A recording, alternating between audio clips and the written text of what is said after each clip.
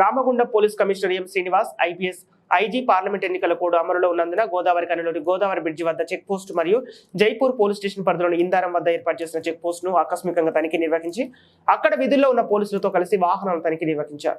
Check post వద్ద వచ్చిపోయే ప్రతి వాహనాన్ని క్షుణ్ణంగా తనిఖీ చేయాలని, బస్సులను ద్విచక్ర వాహనాలను సైతం తనిఖీ నిర్వహించాలని సూచించారు. చెక్ పోస్ట్ దగ్గర విధుల్లో ఉన్న పోలీసులకు కావాల్సిన అవసరాలకు ఏర్పాటు చేయాలని అధికారులకు సూచించారు. సిపి వెంట గోదావరి కని ACP M Ramesh, CI Indrasenareddy తదితరులు ఉన్నారు.